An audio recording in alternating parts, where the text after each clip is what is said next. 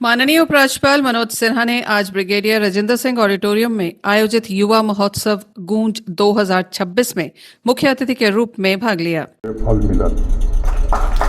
मेहनत की मिट्टी ही खुशबू देती है तथा हमारी आशाएं, हमारे सपने फूल बनकर खिलते हैं।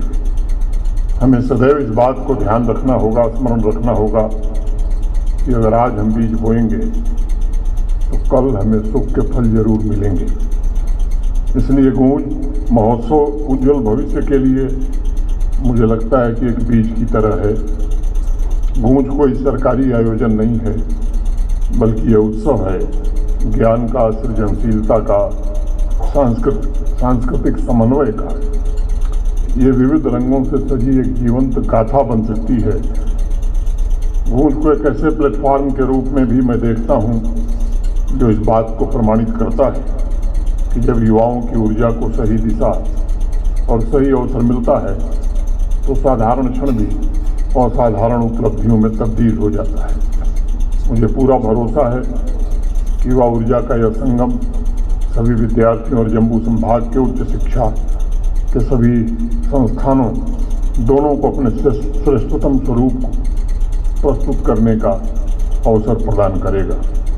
साहित्य की गंभीरता हो, कला की अभिव्यक्ति हो, विद्वता नॉलेज के नए आयाम एक्सप्लोर करने की जिज्ञासा हो या खेल के मैदान की दृढ़ता, हर एक क्षेत्र में युवा ऊर्जा को उत्कर्ष का अवसर मिलेगा।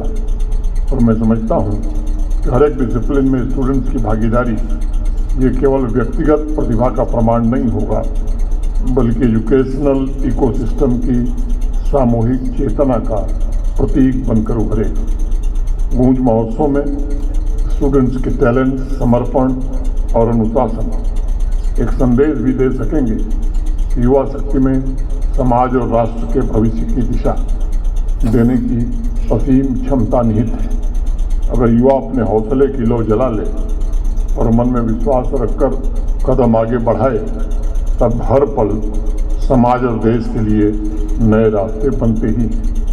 हमारी संस्कृति में कहा गया, नित्यम स्वधर्मे स्थितः स्यात्। मनुष्य को अपने कर्तव्य पर सदा स्थिर रहना चाहिए, यानी दृढ़ता से कर्तव्य का पालन ही जीवन की सबसे बड़ी मर्यादा है।